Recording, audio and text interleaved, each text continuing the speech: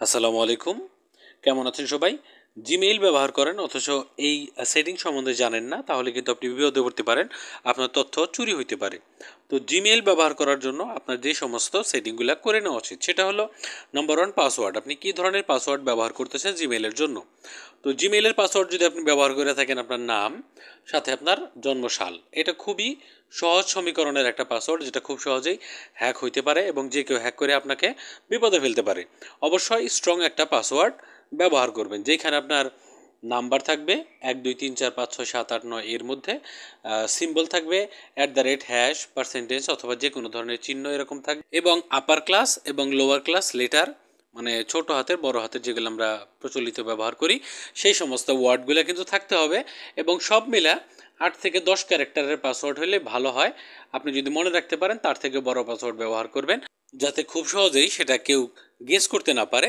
এরকম একটা পাসওয়ার্ড অবশ্যই ব্যবহার করবেন। এখন আমরা জিমেইল অ্যাপটা ওপেন করব। আমরা এখান থেকে জিমেইল অ্যাপটা ওপেন করলাম আমাদের পাসওয়ার্ড চেঞ্জ করার জন্য। তো এখন আমরা আমাদের প্রোফাইল পিকচারের মধ্যে ক্লিক করব জিমেইলে। আমরা এখান থেকে জিমেইলের প্রোফাইল পিকচারের মধ্যে ক্লিক করলাম। তারপরে এইখানে একটা অপশন দেখতে পাচ্ছেন ম্যানেজ ইওর গুগল অ্যাকাউন্ট। তো ক্লিক করুন ম্যানেজ ইওর গুগল অ্যাকাউন্ট এই অপশনটাতে। তারপর আমাদের কিছুক্ষণ ওয়েট করতে হবে, কিছুক্ষণ বলতে 30 সেকেন্ডের মতো। তো এখানে দেখতে পারবেন যে অনেকগুলো অপশন লোড হয়ে যাবে।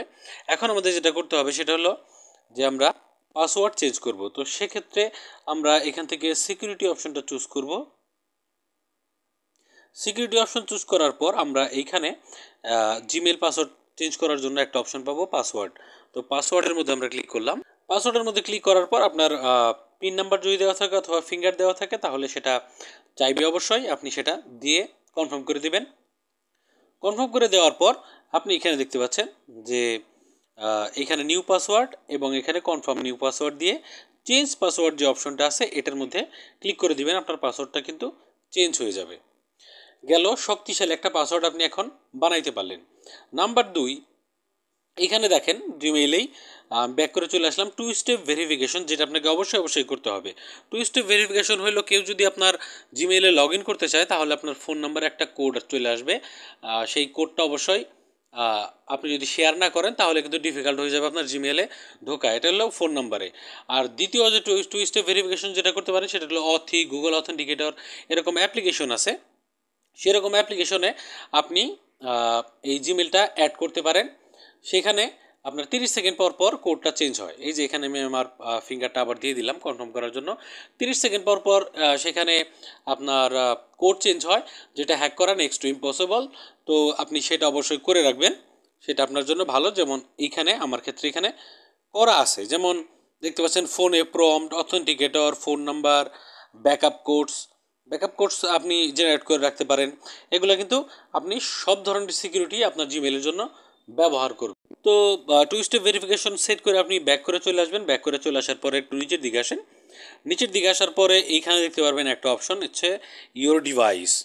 মানে আপনি জিমেইল যে ফোনটাতে ব্যবহার করতেছেন সেই ফোনটাতে জিমেইল লগ ইন করা আছে এবং সাথে অন্য কোন ফোনের মধ্যে এটা করা আছে। এখানে দেখতে পাচ্ছেন যে কারেন্ট সেশন, যেটা সিম্ফনি অ্যাটম 5 যেটার মধ্যে আমি এখন ভিডিও তৈরি করতেছি, এখানেও অ্যাটম 5 যেটা কারেন্ট সেশন। তো এইটা ঠিক আছে, কিন্তু এই যে এইখানে দেখেন এই যে নিচেরগুলা যে ডিভাইসগুলো আপনি চিনতে পারতেছেন না, আপনার কাছে মনে হইতেছে এগুলো আননোন ডিভাইস, তাদের ওইখানে কিন্তু আপনার জিমেলের অ্যাক্সেস আছে। তারা আপনার ইমেলের ইনবক্সে কী কী আছে সব কিছু দেখতে পারবে, গুগল ড্রাইভে কী আছে সব দেখতে পারবে। তো সেই ক্ষেত্রে আপনি কী করবেন, যেমন এই ডিভাইসটা আমি চিনতেছি না, তো সেক্ষেত্রে এখানে আপনি কী করবেন, ক্লিক করবেন। ক্লিক করার পর এটা রিমুভ করে দেবো, আমরা এখান থেকে সাইন আউট করে দেবো। তো এখান থেকে ভেরিফাইয়ের জন্য আপনার পিন নাম্বার অথবা আপনার ফিঙ্গার চাইতে পারে। ফিঙ্গার চাওয়ার পরে আপনি সেটা দিয়ে দিবেন। দিয়ে দেওয়ার পরে আমরা একটা অপশন পাবো, সেটা হলো সাইন আউট। মানে আমরা এই ডিভাইসটাকে বিশ্বাস করতেছি না, এখান থেকে আমরা সাইন আউট করে দিচ্ছি। যেমন এখান থেকে আমি সাইন আউট করে দিলাম, তাহলে এই ডিভাইসটা এখন আর আমার জিমেইল ব্যবহার করতে পারবে না। তো কেমন লাগলো ভিডিও জানাবেন কমেন্ট সেকশনে, শেয়ার করে দিন বন্ধুদের সঙ্গে, তারা যাতে জিমেইল সম্বন্ধে শিখতে পারে, কিছুটা জানতে পারে এবং নিজেদের জিমেইল সুরক্ষিত রাখতে পারে। চ্যানেল নতুন হয়ে থাকলে চ্যানেলটা অবশ্যই সাবস্ক্রাইব করবেন। কমেন্ট সেকশনে লিখবেন আপনার মূল্যবান মতামত যে আপনি জিমেইলে আপনার এই চেঞ্জেসগুলো করছেন কিনা।